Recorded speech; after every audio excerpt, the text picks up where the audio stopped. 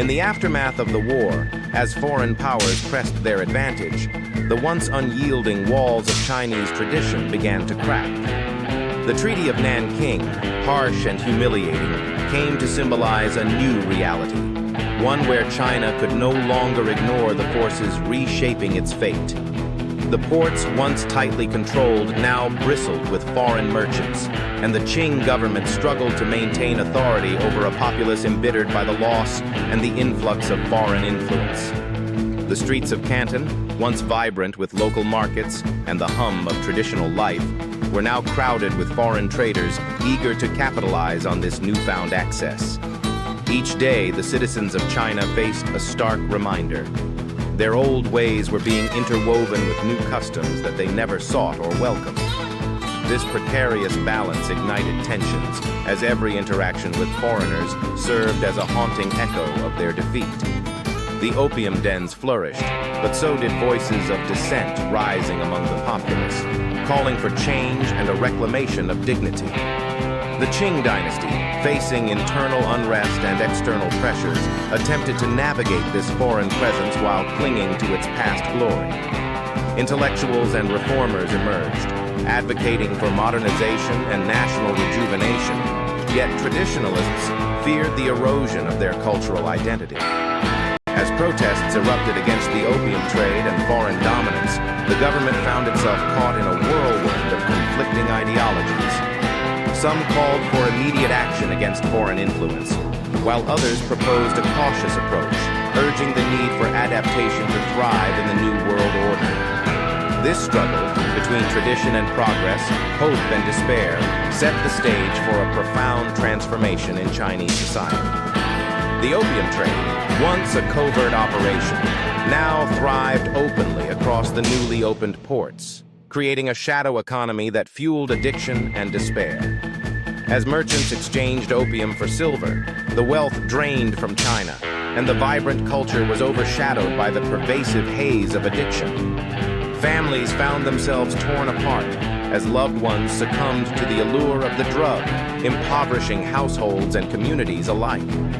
In the face of these challenges, a new narrative began to emerge, a narrative fueled by the voices of those who sought to reclaim China's dignity and restore its place in the world. The streets echoed with cries for justice, and this growing consciousness sparked a revolutionary fire that would reshape the very fabric of the nation. Amidst the chaos, young intellectuals began to envision a different future, one that blended the rich tapestry of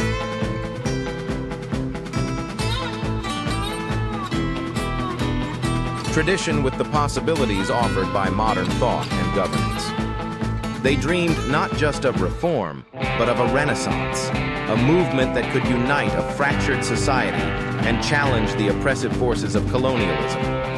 The ideas of reform and rebirth spread quickly, igniting discussions in cafes and salons where scholars and students gathered. They debated the merits of Western technology versus traditional wisdom, questioning how to forge a new identity in a rapidly changing world. Amidst this fervor, the writings of influential thinkers like Kan Youwei and Liang Qichao began circulating, advocating for sweeping changes in politics, education, and society. Their words struck a chord with the disillusioned populace, who yearned for empowerment and a departure from the shame of subjugation. As the Qing rulers watched uneasily, the seeds of revolution took root, fueled by a new cultural awakening that demanded not just survival, but a renaissance of the Chinese spirit and an assertive modern nation-state that could stand tall on the global stage. As voices for change grew louder, tensions escalated within China, creating an environment ripe for dissent. Young reformers, inspired by newfound ideologies, gathered clandestinely to strategize against the very foundations of authority that had once defined their lives. Their pamphlets circulated like wildfire, each word laden with the urgency of their cause, calling for an end to the opium trade and a reclamation of sovereignty from foreign dominance. In those dimly lit rooms, the vision of a revitalized China took shape, one that could embrace modernity without sacrificing the essence of its cultural identity. Yet the Qing officials, entrenched in tradition and weary of upheaval, saw these movements as threats rather than opportunities, resulting in crackdowns that only heightened the resolve of the reformists. The struggle was not merely for freedom. It was a fight for the soul of a nation, desperately grasping the dire consequences of its past entanglements.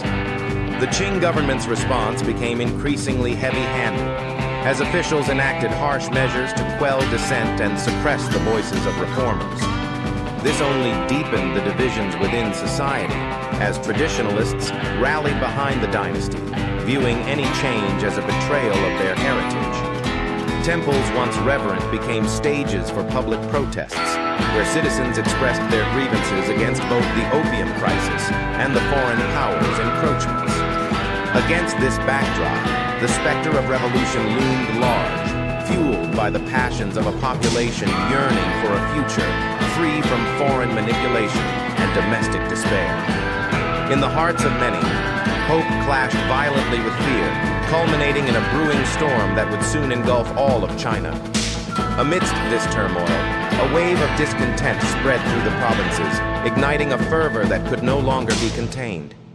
Farmers, weary from the economic strain and oppressive taxes, joined artisans and scholars in their cries for justice, crafting an alliance born from shared struggle. As whispers of rebellion intensified, the Qing authorities found themselves beleaguered on multiple fronts, struggling not only against foreign powers, but now against the very citizens they once governed with an iron fist. The old guards, rooted in tradition, were slow to respond, their hesitation only emboldening the reformers and revolutionaries rallying for change. In this atmosphere of uncertainty, a single thought united the masses. The time for a transformative action had arrived, and the dream of a revitalized China could no longer remain merely a vision for the future. It demanded realization. The cries for change became urgent as secret societies began forming, driven by the promise of a new China, a sovereign nation rising from the ashes of humiliation. These groups rallied behind symbols of resistance, embracing radical ideas to challenge the status quo. Among them was the burgeoning group of rebels known as the Taiping, who envisioned a society where equality reigned, unshackled from foreign influence and internal corruption. Their leader, Hong Xiuquan, proclaimed divine inspiration, igniting revolutionary fervor that resonated deeply among the oppressed. The passionate call for reform began to coalesce into a formidable force, signaling the dawn of upheaval that would transcend mere protest, laying the groundwork for monumental change across the vast landscape of China. The First Opium War didn't just alter the trajectory of China. It catalyzed a global shift in power dynamics, reshaping the course of history. In the wake of defeat, the lessons learned fueled a burgeoning awakening, instilling a deep desire for sovereignty and revitalization among the Chinese people that would echo through generations.